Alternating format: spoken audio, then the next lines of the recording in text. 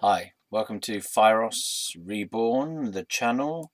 Welcome to Fieros' Storytime, the series. I'm going to try and get my hands more involved. Yeah, and I'll just get the lighting a bit better. Yeah, because I realised that a lot of the time my hands aren't actually on screen, and it might be better. It's like more expressive, isn't it? It's more communicative for you to know what my hands are doing. And I also felt like maybe I was trying to hide something by having my hands off screen. So I'm going to sit back a little bit further and do the video like this, so that you got my hands in there as well.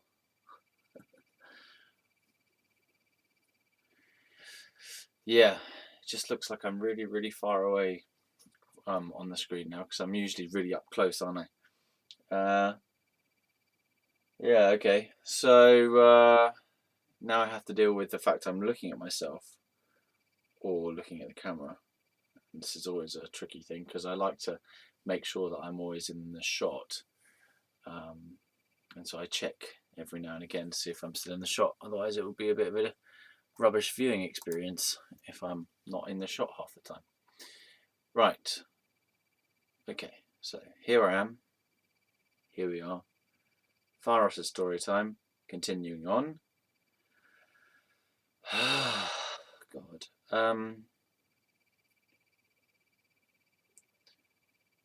I'll be glad when these are finished. But because I'm on such a roll at the moment, I don't want to just stop, because if I just stop, then I might not be able to pick back up where I left off. So that's why I'm doing so many of them. And after I finished the whole story, which there's a certain definite point that I want to finish talking about, like get the story up until the point where I come off medication in December of 2013. If I can get the story to that point, then that is my goal, basically. That is a sweet end point. Not necessarily sweet, it's a positive end point. It's a clear end point to this story that began when well, I suppose it began. I don't know when it began, really. You could say that it began when I met Mrs. A properly in sixth form and got together with her, and all my sexuality issues started to come to the surface during that relationship. And then I tested out those sexuality issues and tried to figure those issues out by going out with Mr. A in the next little phase of my life. And then that relationship being a horrible experience overall.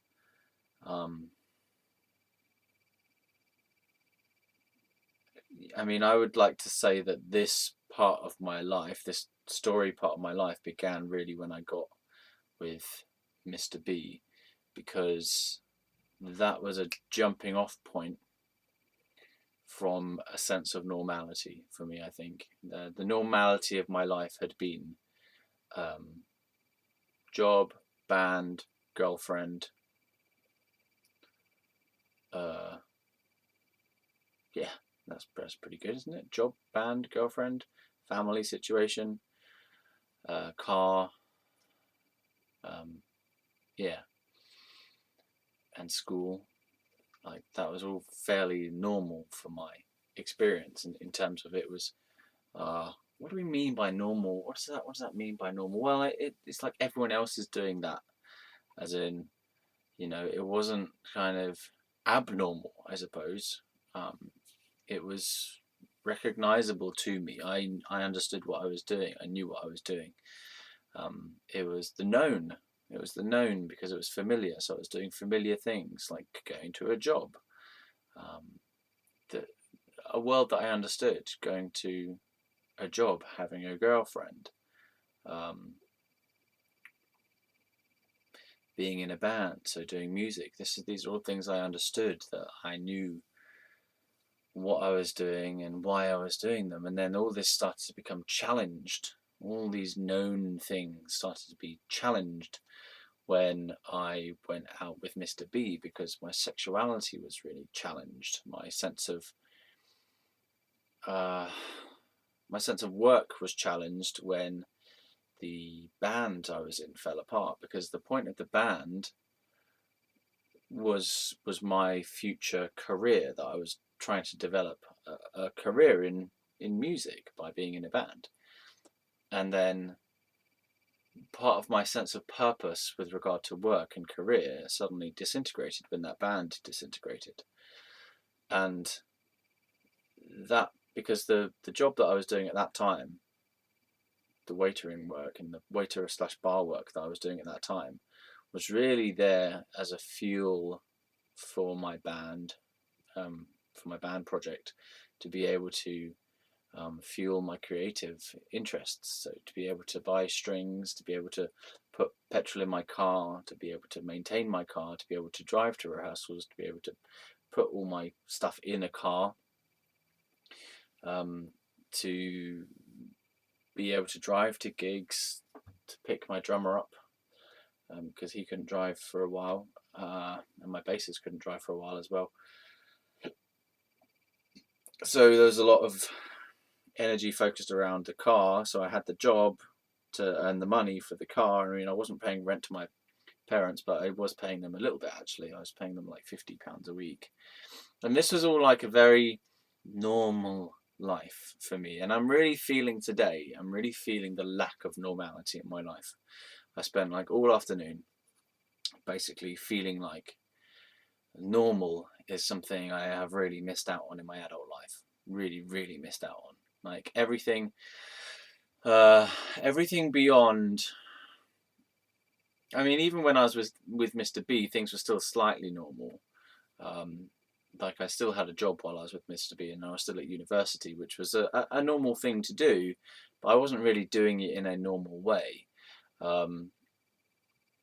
And the relationship certainly wasn't normal by any stretch of the imagination for me, because one, it was with a man, which was not normal for me, and two, it was abusive, which was not normal for me. I'd never been out with someone who was so messed up, and I'd never felt like I wanted to leave and couldn't leave. With Mrs. A, we had our difficulties and our dramas, but I wanted to be with her, and I enjoyed being with her, and I loved her. With Mr. B, it was a real frictional, fractious, difficult relationship. We were really trying to play husband and husband, and we really weren't compatible as well. And it was just a mess. It was a horrible mess. We were trying to play at the normal life by living together in this place and trying to manage our life together, and we just weren't compatible as people, and it was horrendous. It was constant arguments. There was never a sense of us agreeing on anything. There was always a sense of us being in conflict, continual conflict, on like every issue, whether it was politics, whether it was religion, whether it was films, music, everything. We were at odds, and it was to the point where, like, why are we doing this? Yeah, so today I've been really feeling like normal is something I have missed out on big time. And that sucks, because I still see it upsets me and it angers me even. I feel angry about what has happened to me in the past. I feel like I just wish that I had had a normal life, and I get the sense that people will say to me, and they have said to me, that, well, don't seek to be normal anyway. No one is really normal, and it's just your idea of normal. Yeah, but this is like something really, it really means something to me to have a normal life now. It really means something to me to have a job, whether it's a normal job or not. I mean, I actually, honestly, right now, I would kill for a normal job. I wouldn't kill literally, but I'm dying for a normal job. Like, I've been an artist and a musician and a YouTube person. What else do I do? I don't know what else. A writer, fucking hell. Author for ages now, and none of it's ever earned me any money, really. Tiny bits here and there. Um, the biggest thing that ever used to earn me money from my creativity was busking, and that was hard. Everything in this, what I've decided to do with my life, is very, very difficult for me, personally, to earn money from it. Whether it's because of my self-esteem issues about my work, or the exposure element of putting myself out there, it just feels too daunting or too scary, and too much rejection and too much potential criticism, and also the change it represents to my life if I am to be suddenly earning money from what I do, and there's a potential of it spreading bigger. I just don't want to get big right now, even though my mission in life was originally to become famous, um, and now my feeling about fame is I'm just terrified of it. I that would be the next not normal thing for me, if that makes sense, you know. Um, and I've had enough of being abnormal, not as a character, as a person, but for the situations that I've been in to be abnormal. You know, I want to have the experience of really have the experience of just like going to a 9 to 5 job in an office and being bored out of my mind for a year. I just want that. I know that might sound crazy, you know, it might sound like, okay, you got this phenomenally talented person, all right? Let me say it about myself. I'm phenomenally talented in art and music for certain. Less so in comedy, but I enjoy myself in comedy.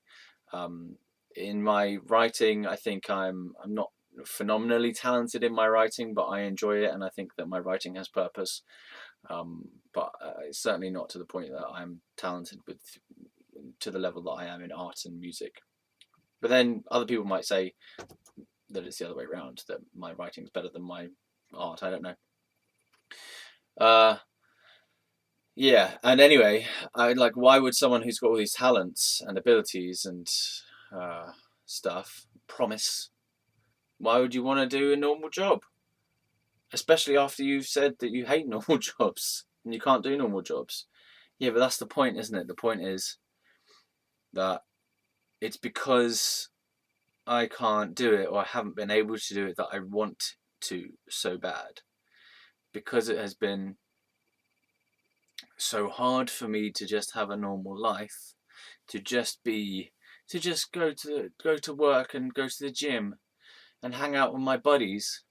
I had to have buddies to hang out with on a regular basis. I mean, I hang out with my friends, I don't know, once a month each, because I don't have colleagues. I don't have that regular contact with people, and it's because I haven't been able to sustain that. It's just too overwhelming for me because of how my life has fucked me up so bad that I'm so.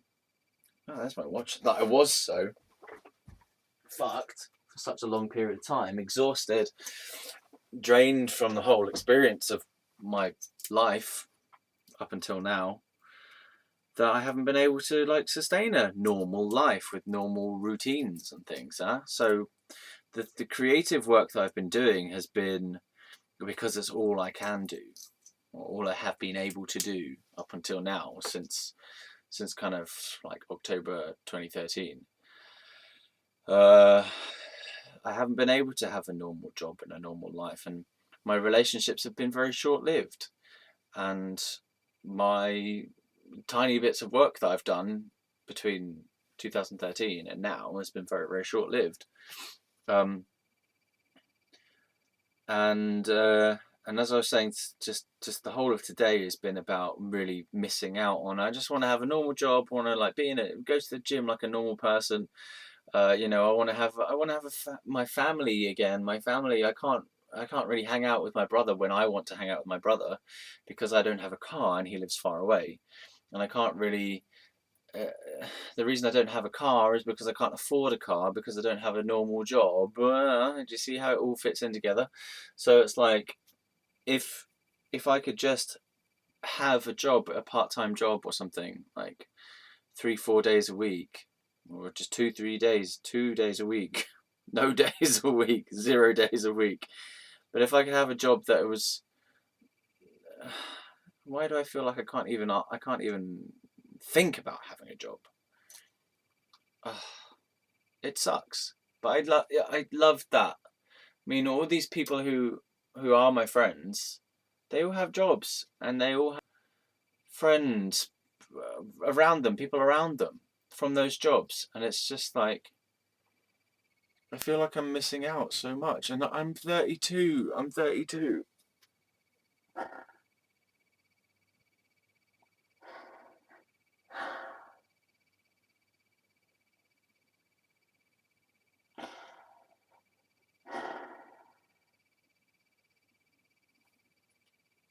I'm 32, and at the moment, I'm gonna, like, if I was to die tomorrow, I would say, okay, I'm not desperately unhappy. I've had a really rough 10 years or more, 12 years or so, 14 years. I've had a really rough early adulthood, and nothing much went right for me in that period of time, and I couldn't really sustain much of anything in the world for that period of time. And I've done a load of music and gigs and drawings. A lot of my drawings I don't have because I got rid of them.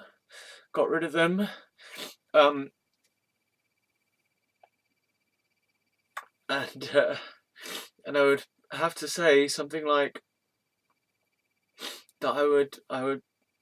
I die, if I die tomorrow, then I'd say I die alone. I die living with my mum. I die not having had a job for the last 5 years. I die without having gone to any of the places in the world that I would like to go. I die without having ever supported myself financially, and like having a place of my own, which I really crave, to have my own space, that I set my own rules for how I manage my space, and who gets to come into my space, and how I decorate my space and everything. Having like the ability to express myself in my environment, having been in environments where I'm not able to express myself fully. And I would just say that, like, I have not lived the life that I have wanted to live, or I have been limited in my life by the fact that I've not been able to sustain a working life. I've not been able to sustain and generate an income for myself for the past like 5 years, which means that my life. I look at my brother, and my brother's married. He's got a kid. He's got his own house.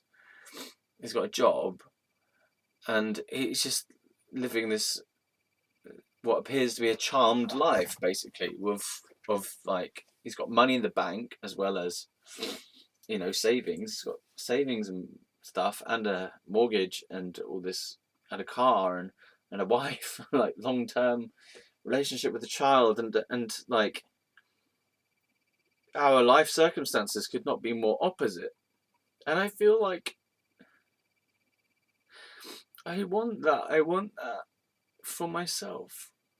I want to have a fucking car again. Jesus Christ. It's so annoying to have to ride everywhere around on a fucking bike. Because I can't just go anywhere far away. I have to stay within biking and train radius, and I don't have the money to use the train to get very far, because I don't have a job to be able to buy tickets to go for further places. I'd like to live in Bournemouth, but I can't afford to get to Bournemouth. even really, and I feel like I can't save money because I don't know why I can't save money. I don't know what's fucking wrong with me. How hard is it to save like £5 a week, and I cannot manage to save £5 a week, week on week. You know, I spunk my money out on drink, basically. You know, if I've got any money left over, I always make sure I have enough to drink alcohol in the week, and that's like, what am I doing? I'm so terrified, it seems, of living a normal life, yet I want it so bad. I wish I had a car. I wish I had a car. Lucky fairies. I wish I had a car. Because when I had a car, it's like, it gives you this protection feeling. Protected from the elements, and you can just go somewhere. I used to go to I used to drive to parks. I used to drive to, like, I could have driven to Black Park today, but I had to ride on my bike, feeling like I was going to get knocked off by fucking other car users, car drivers, and feeling scared that I'm going to get run over at any moment, and having to go back before it got too dark because I'd forgotten my lights. And it's just like, it's shit. It's really shit. But I can't afford a car at the moment because I don't have a job, so I don't have the money to afford a car because cars are expensive. And why don't I have a job? Because I can't handle having a job, or I couldn't handle having a job anyway. I don't know if I can now or not. And so my latest issue is anger. Like, having this anger about everything that's happened to me. And then I was thinking today, look, I'm not ready to have a job even though I want one. I'm not ready as of yet because I cannot have a job if I'm going through the day wanting to punch people in the face, and that's, you have to have a certain level of professionalism and an ability to deal with emotions and difficult people in a job situation. And like, I need more emotional resilience, and I'm just not there yet.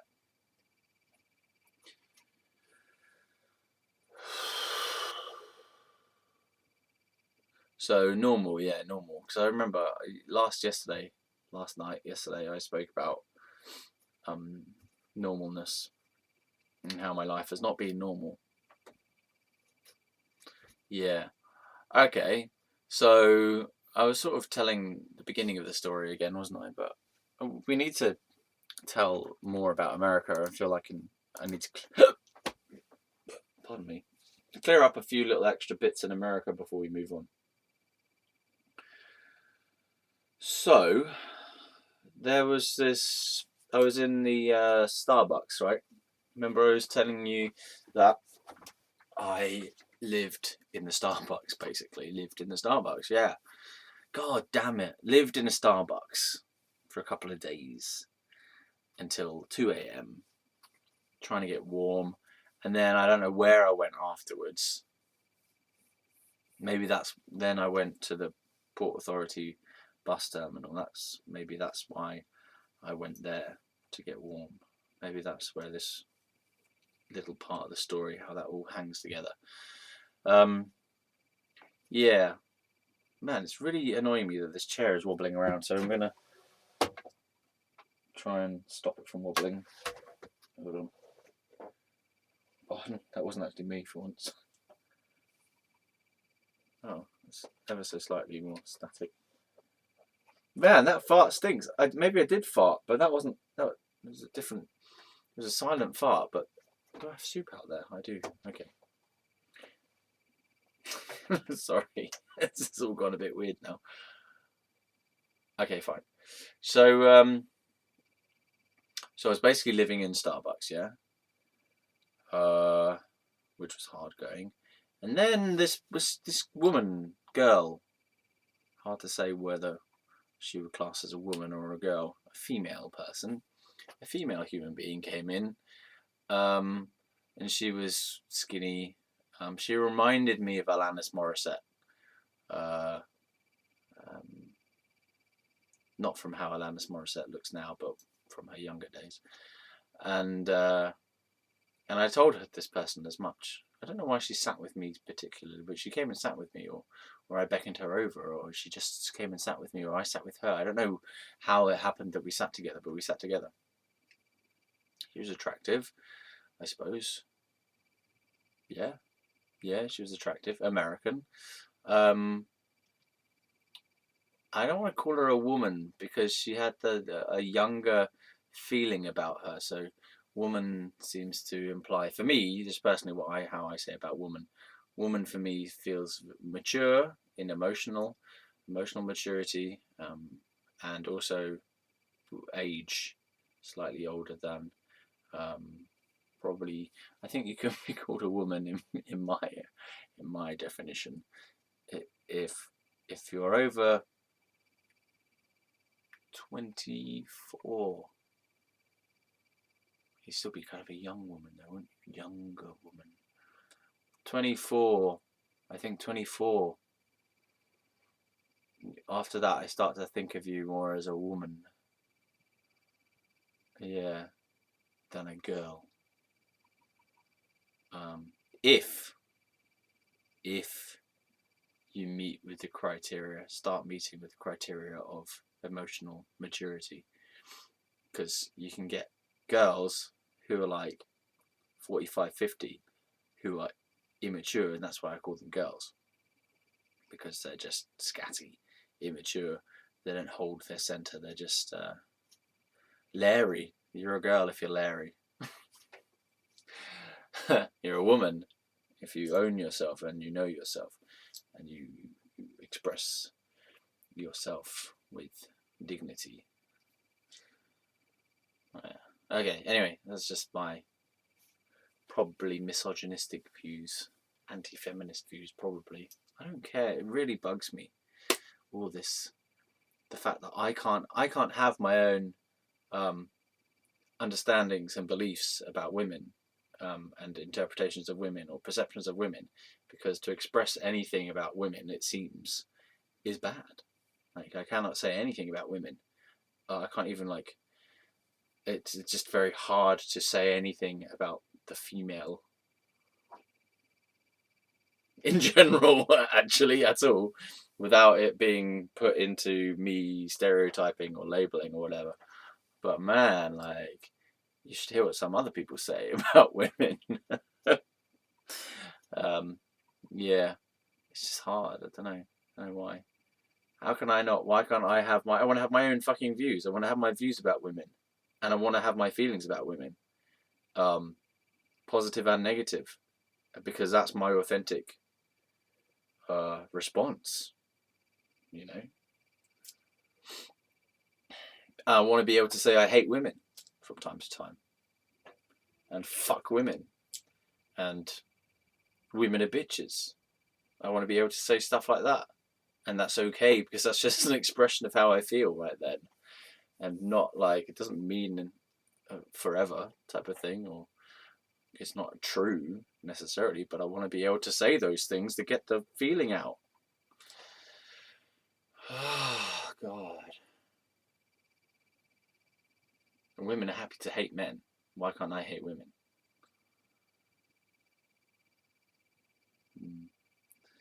Anyway.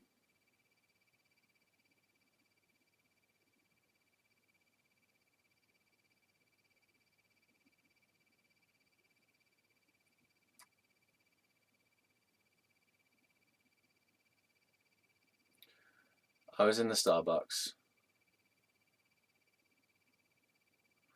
This girl was there. And we were talking, and I mentioned to her, I said to her that she has the energy of Alanis Morissette. You appear to me like Alanis Morissette right now. And she was like, okay. I don't know what we were talking about. She was interested in me because I was writing, and she wanted to know what I was writing about, and I don't know what our conversation was, but it led to she invited me to this something or other gathering that she was going to, right, later on, and we went together. So this was another one of my little adventures, right? And it was like she worked for someone, and I feel like it was Tony Robbins. I really feel like it was Tony Robbins who she worked for, and she was asking me to come along to this like gathering of other people who worked for. Was it Tony Robbins or not? I feel like it was someone who I was aware of as being a sort of big person and personality, because it was as though I recognised that this was a person who I'm aware of already, like, or I don't know. I feel like it was Tony Robbins. It was just Tony Robbins that she worked for some part or some aspect of Tony Robbins's company. Anthony Robbins, Tony Robbins, Anthony Robbins, Tony Robbins, yeah. And she was like asking me to come along and like hang out with these people who all worked in the same company thing, because they're having some gathering staff party. I don't know what it was exactly. I just had another story come into my head which I'll have to talk about later. Yeah, and I went with her to this thing, and it was kind of nice, I guess, but I didn't really know why I was there. I mean, I felt as though it was some kind of cult thing. I didn't really understand. It seemed very cliquey. It was very cliquey, kind of. I don't know, like a collective ego. It was all very. I don't know. Just there was something icky about the whole thing. I didn't really feel like I fit in, and I didn't really like enjoy the overall vibe of it all. And I said to her, it sounds like a cult. It feels like a cult that what you've taken me to, because they're all like talking about the same things in the same way, and it's like it felt culty. Just something about it felt culty, and she said to me, "Do you know that the root of the word cult is from culture? What means culture?" And I was like, I'm still not convinced. You can say that, and wow, okay, it doesn't make it any less culty. Yeah. So I was like, yeah, okay, I'm not feeling it. Just felt weird, and I didn't want to get sucked into something odd. I was already in a vulnerable enough position as it was, right? And I was like, okay. And I don't know what she wanted me to do. It sounded like she wanted me to work with them in some way or get involved to work there. And I didn't have a work visa anyway, right? So I couldn't have done it even if I wanted to, which I didn't want to. But it's just a strange little diversion, and I went along with it. I think I just went along with it because I fancied her, to be honest, and I wanted to see where that would go, and it didn't go anywhere, which is a shame. But in this little gathering thing, I did observe something, that her as a person, she seemed to be in like a leadership position in this gathering, and I don't know where it was, like a restaurant. I think it was like in a restaurant, but quite a large restaurant. I don't know. Chinese noodle place? I don't know. But yeah, and we went there, and I noticed that she was in a leadership kind of position, and she said goodbye to everyone as they were leaving, and it was the way I see it, or the way I saw it, was she was this person who made everyone a little bit happier as she went and spoke to them. Like whenever she went and spoke to them, beforehand they looked a bit, I don't know, distracted or bored or unhappy or something, and then when she went and spoke to them, they kind of brightened up. And I just observed that as she went to speak to each person. I can't believe I'm telling this story. As she went to each person, she sort of brightened them up a little bit, and I thought that was quite heartwarming. But yeah, it got to the end of the thing, the end of the gathering, and then I had to find a way home. And this is the point where I tried to get the cab for free to get back to, well, like Port Authority area, I suppose, which is where I was like kind of living at the time.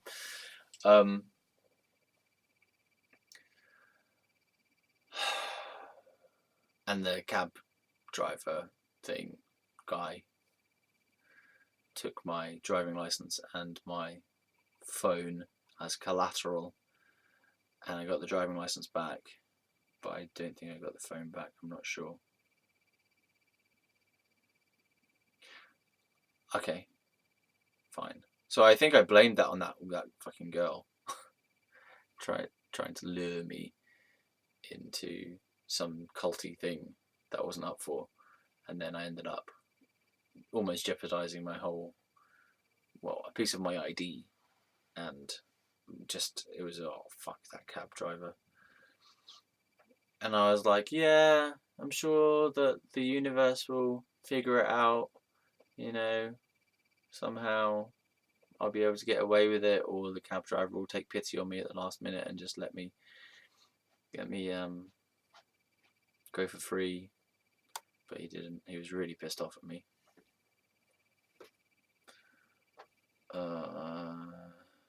I think I felt like, no, I was supposed to be going to where this girl was going, and I felt like she would pay when we got there, and she didn't, because it just didn't work out for whatever reason. Like she disappeared or something, or the, oh god, I can't remember. But anyway, whatever. That was it. So that was a nightmare. And I wasn't happy with her after that either.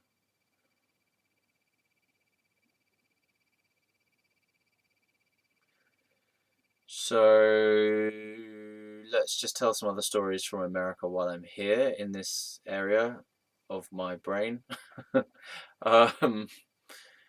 Another thing I did was I couch surfed for a couple of nights, sorry, with this guy called Al. I don't know how I found out about that. Craigslist. I do know how I find out about it. Craigslist. I must have used a terminal somewhere, like a computer terminal. Maybe I found that out when I was still in the hostel. So it's all a bit of a mess in terms of time still. I know I'm in America at least, right? So I couch surfed a couple of days with this guy called Al. I'm not going to give you his second name, but his second name is in my head going bing, bing, bing, bing, bing, but I'm not going to say it because I don't want him to be identified. It's just not fair. He didn't do anything wrong. I just want to protect people's identities, yeah? Al. No one knows who is Al. He would know if he was watching this, but no one else would know that it was him. Al. Hi, Al. He was good. He was a cool guy. He had curly hair in a ponytail, and like kind of frizzy ponytail hair. He was a musician of some kind. He played the trumpet. I think he was doing a music production course. I'm not even sure actually. But he had his own flat. Yeah, he was a student at New York something or other university, and yeah, and he had this like his own flat, which was a nice flat. University accommodation, I think. Yeah, university accommodation. With a guard on the door and stuff. Not his personal door, but to the building.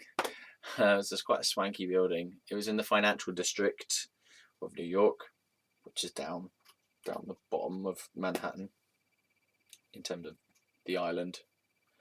So what's that? South Manhattan, yeah, down the bottom there. And he said yeah to the couch surf thing on Craigslist, and I went over to stay there. And the way that couch surfing worked in those days, I don't know if it's still the case these days, but it's basically free accommodation as long as you do something or a few things to contribute to your stay. For example, like help out with some chores, exchange something, either if it's like could be productive and you could like sort of give off something that you have in exchange, but it was mainly like chores or doing something to help the upkeep of the house while you stay with them. But other than that, it was a free thing, huh? So yeah, so I did that, and I have this vision that I stayed with someone else briefly and I just couldn't handle it. This person with a dog. I don't know whether that was just a dream or what, or I imagined it. I feel like I stayed with someone else briefly for like, and they had a dog, and I just couldn't handle it, and I just left. I think I'm not sure. Can't remember. Yeah. Hey, no, that fucking Mrs. D had a fucking dog. Now that I remember it. Oh God, that dog was annoying. The house had a dog, and it was the most barky, annoying dog ever. Right, just skipping ahead to, I'm back to Mrs. D's now in Baton Rouge, by the way. That had, oh God, it was just a barky, annoying dog, and it would come, like, it would just come barking when you get out, when you come out of the bedroom and go to the toilet, and there it was barking and shouting at you, like, oh fucking hell, you're waking everyone up, and you're scaring me as well. And I had nightmares about that dog afterwards. So it just was like there. And that whole living in that place with Mrs. D feels like a nightmare in itself. Like the whole feeling of that time, definitely at night, felt like a nightmare type of place to be in. Like, yeah, it's horrible feeling there. All right. Oh God, where did I? So I was. Let's go back to New York in the mind space. We're back in New York, and I'm couch surfing, which means just staying with this person for free and like doing some chores or whatever. When I first got there to this guy's house, Al, this flat in the financial district in New York, he was a cool guy. He was a sound guy and interested in stuff. You know, we were talking about philosophy and society and spirituality, things like this. You know, I was always interested in spirituality and society.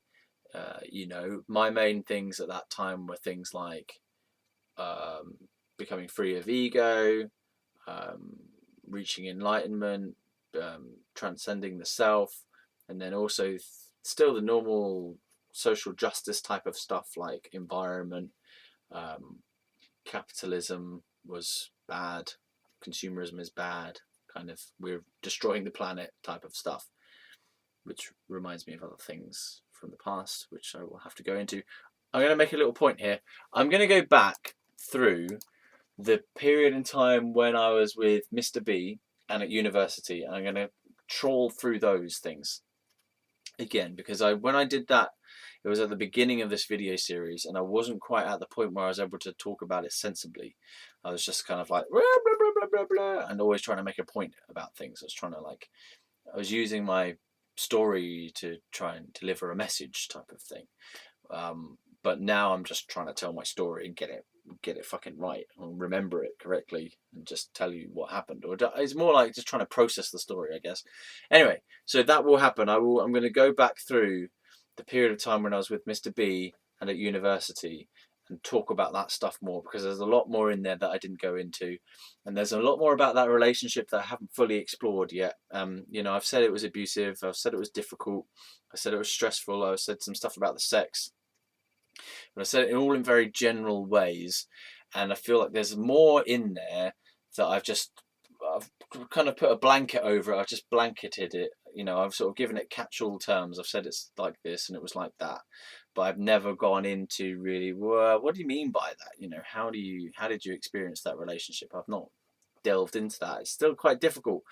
And I will say now, actually, that this coming week, in my own creative work that I do, my creative healing work, I'm still looking at the relationship of Mrs. A in terms of clearing up any residual yearnings, because I occasionally have yearnings for Mrs. A, and like a couple of years ago I went through this period where she was just on my mind constantly and I was trying to deal with that. I had a dream about her last night, actually, and I will have dreams. I've always had dreams about her since we were together. I've had dreams about her, and the dreams have been of the tone where it's unfulfilled love, unrequited love feeling. There's a sense that she comes to me in a dream, she visits me in the dream, and then there's a sense of like There's always a sense that she's going away, or she's not interested in me, or like I'm chasing her in some way, like trying to regain her love, something like that. So, and she sort of manifests in the dream as wanting to be with me and then never showing up, like kind of coming to me, tempting me or teasing me that she's back, and then she has to go away again, or we're going to have sex and then she disappears before we actually end up having sex. It's like that. Really, always a near miss type of thing. And then yesterday, right, or this morning, I had this dream where we were going to get married, and we were like actually married, and there was a sense, there was like a it was a better sense that things were actually going well for once in the dream between me and Mrs. A, and we weren't unhappy, but there's still a sense, an underlying sense that something's not quite right in it. It's not, it hasn't yet resolved, you know. I can remember another dream where it was strange because I went to visit her parents and she was away. And there was this weird, I remember it, like this weird giant hole in the ground, and I had to go around the outside of the hole in the ground, and it was like something out of a video game. And I was walking around the outside. You had to go around the outside of the rim of this giant hole in the ground. That sounds symbolic, doesn't it? We had to go out on the rim to get to her parents' house, and when I got into her parents' house, they were like, "Oh yeah, she should be coming soon. Yeah, she'll be coming soon. She's just coming back for whatever." And then we were like waiting around. I was like, "Well, where is she? Is she going to come or what?" And I was just chatting to her parents. Because I have actually bumped into her parents here and there every now and again over the years, because her mum works fairly nearby to me, and yeah.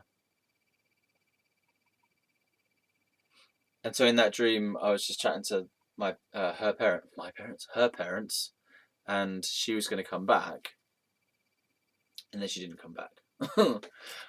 Or she did come back, but she was with her new boyfriend or something. So it's always like that. I'm in these dreams. I'm always craving for her and waiting for her and wanting for her, and then she like comes back, and then it still doesn't work. There's been dreams where I've been hanging out with me and her two friends who are also my friends. We were hanging out, and it was like, yay, we can have a reunion, like we can get our relationship back together. And then she's like just drifting away again, that she's just not interested by the end of it. So it's always that feeling of me wanting something and then it nearly happening but not quite, or that she's just never interested, or then she manifests wanting to be with me for a little part of the dream and like maybe give me a cuddle or saying that she loves me and stuff, and then by the end of it she just decides no or she goes away. So this week on my list of things to do, one of the processing things I'm doing is revisiting that as a topic, that person, Mrs. A. And so I put her name as a topic on thing, and I just write whatever comes to mind about her. It doesn't have to necessarily be story. It might, like lately, it's just been kind of talking to her, as in like directing a letter to her type of thing. So, because I want to get done with that and that relationship, it feels like if I can just finish with that relationship and come to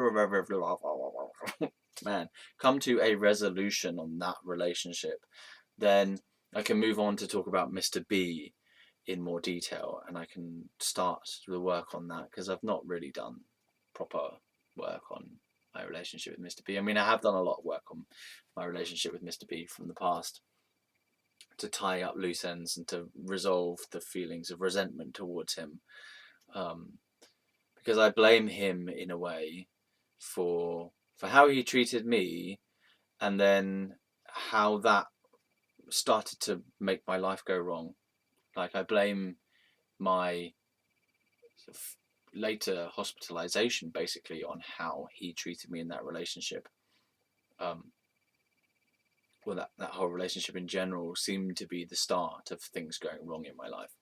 So yeah, so like, but all I've ever done with regard to healing that relationship, resolving the feelings of that relationship, processing the trauma of that relationship was just very, very venting of just anger, raw anger of like, I hate the guy, fuck the guy, you know, he was a dick, and it was just not. That's one level of resolution, is to just vent stuff out, but then the next level is to go into forgiveness, where it's the letting go of that relationship. It's the kind of saying, yes, this happened, and yes, it was awful, and then, and no, it doesn't bother me anymore. Like that's done now. It's finished. That's tied. As in, everything is learned from that. Everything is processed from that. Everything that happened, to the point where that if you met them, it wouldn't upset me to meet them. I may or may not want to have a conversation with them based on how that feels in that moment if I met them again. But it would be like, I wouldn't be distressed by it. If that makes sense. I wouldn't be, it's that person. It would be back to a neutral feeling.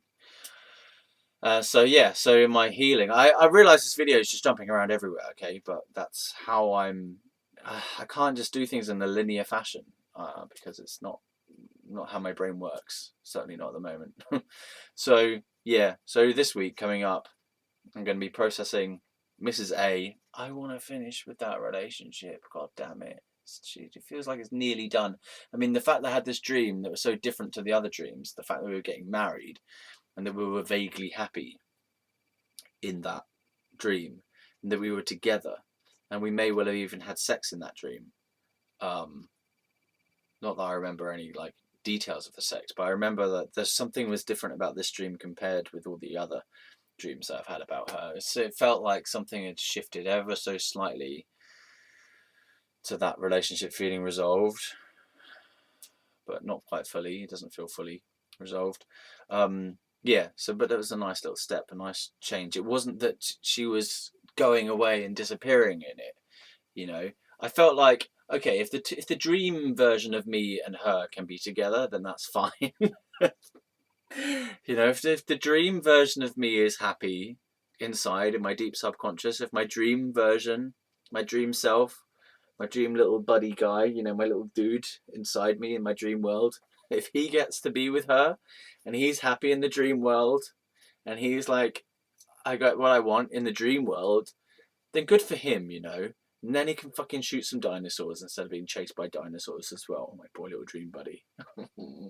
My poor little dream guy never gets the girl. The girl always runs away.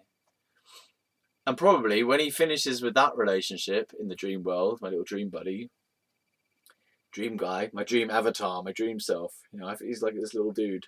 It's like a little toy soldier. Like a little teddy bear version of me inside. Yeah, if he gets what he wants in the dream world, then I can be more happy in the real world, you know. I don't have to have her in real life now, because if my dream buddy has her, then that's enough.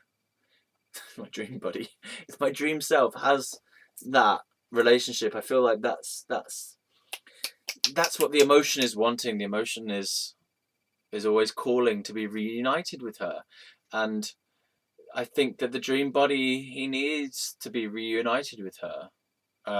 That he's going to constantly feel dissatisfied and unhappy in himself if he does not get that feeling of being with her. So I'm going to ask my dream buddy to, and maybe a dream Mrs. A, please come together in the dream space, because if you can be together in the dream space and be happy in the dream space, then that's like, okay, I don't need it in real life. Because I think that while the emotion is unfinished inside me, it makes me want to be with her in the real world, which is weird because it's inappropriate for us to be together. It just doesn't make any sense for us to be together in the real world because we've moved on big time, right? And I don't know even if, I mean, maybe if I did bump into her again and it did feel right, then fine, great, that would be amazing. But at the moment, it just feels odd, because why am I still craving after this person after 12 years or more of not being with her, and only having seen her every now and again since then? So let's give her to the dream buddy, and they can be together in the dream space. Then that resolves it on some level on the outside world. And maybe if they get together in the dream world finally and they can be happy together, then maybe that means that one day it will come true in the real world. I don't know. It's just messed up. All right, it's on my list. Bloody hell. The point of this is that I cannot decide whether this is a real thing or not, whether this is like a real love thing or just some messed up, twisted thing, because I cannot get over her, because she was like the last thing in my life that was normal and real and intelligent before the rest of my life happened that went fucked. So something got jammed basically in that relationship. That relationship is kind of like a final point of some sense of happiness and normality between that point and then when I quit my medication in 2013. So if that makes sense. So the reason that my idea of her might have got jammed and stuck in this quite teenage yearning phase is because what came after it was so distressing that I hearken back to her to be the safety or the feeling of normalness.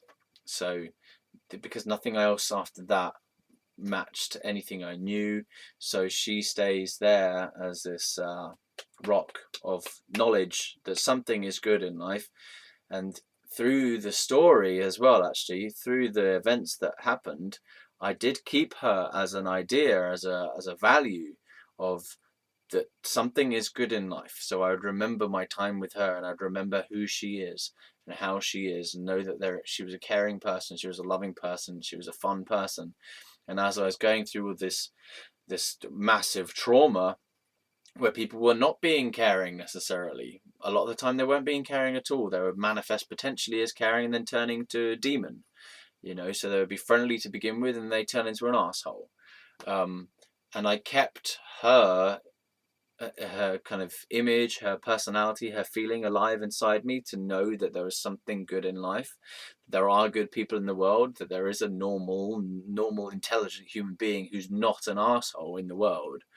So I used her motif, if you like, her energy, her signature, her feeling, to know that there are good people in the world. You are cared about. People have cared about you.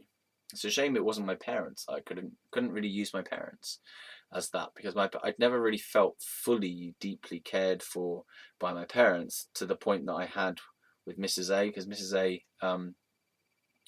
knew me more deeply than my parents did, because I shared more of my inner self with Mrs. A than I did with my parents. My parents knew about my structural life, like my physical life, my physical health, my physical situation, my work situation, my friend situation in terms of who I'm with, but they never knew really how I felt about things on the inside, how I felt about life, the experiences I'd been through in life, what I really wanted with my life, and those needs, the deeper feelings of life.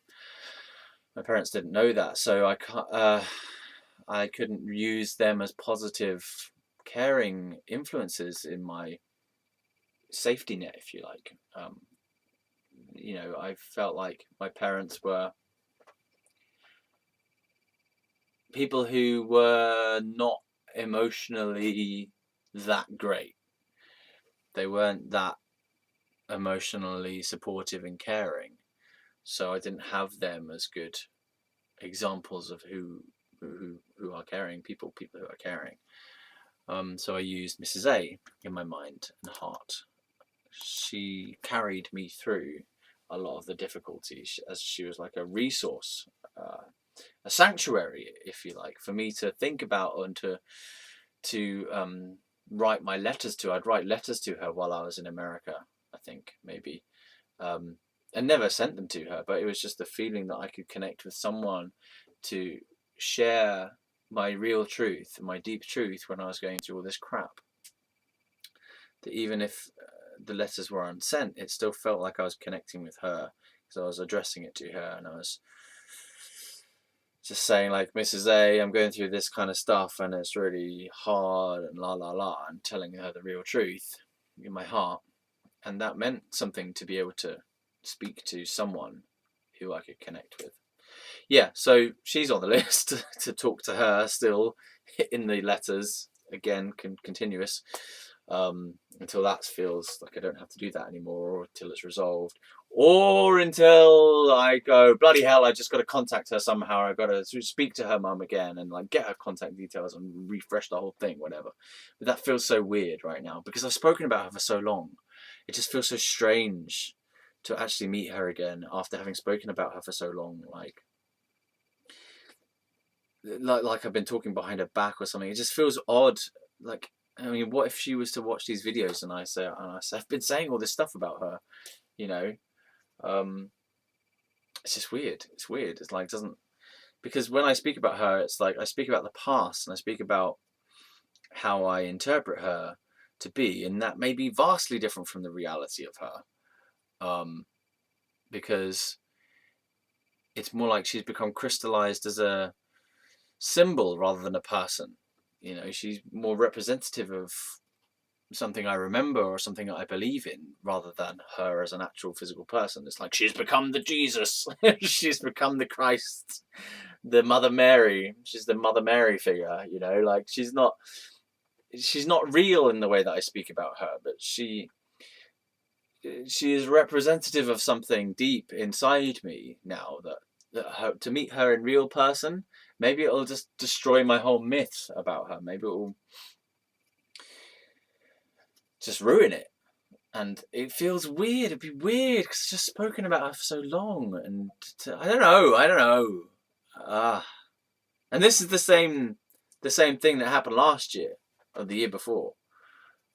And it was around this time as well, when I was like, started thinking about whether I should get back in contact with her, and tried to get back in contact with her, and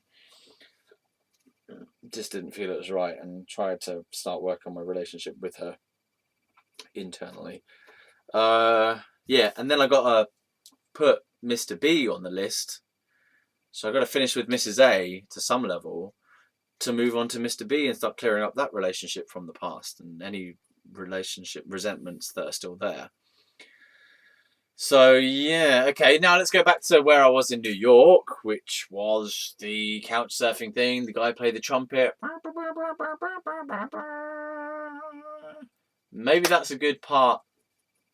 I can talk about that in a little bit more detail. It's not a massive story, right? It's not a massive story, but we're running out of time. It's only an hour per session. These counselling sessions that you've been giving me, thank you very much. Yeah, and I'm sorry you don't get paid for this, for being a counsellor to me by just listening to my woes. Oh God, we got in there, didn't we? We got really deep in there today. Oh, my little dream buddy. My little dream buddy is chased by dinosaurs and doesn't get the girl. Oh dear. I haven't had a dinosaur dream for a while, probably because I haven't watched any Jurassic Park films for a while, but he still hasn't managed to kill the dinosaurs or escape the dinosaurs fully in that dream. And he hasn't got the girl properly because he's not happily married in the dream either, to Mrs. A. They were married, but there was a subtle sense of not meeting. It was like she was far away. She was across the table from me in the dream. We were married and we were at this dinner table, like a long dinner table thing. And she was across the table and she wasn't with me. I didn't feel like we were connected and I felt like something was off. Dreams. The internal world. I'm coming closer now because I'm going to finish the video. Thanks for watching. I feel like I didn't really get anything done here today. But I feel slightly better than when I began, tell you that much. Alright. Okay, we'll talk about Al in the next video. And me staying with him. Briefly. It's not a massive story, but we'll see what comes out next time. I still feel like I've got to talk more about being on the streets of New York before we can finally move on. And I have another story that I don't think I've told about when I was in New Orleans, staying with Will. Oh, God. Right, we'll carry it on next time on Fieros' Story Time. Bye. I'm going to eat some soup now.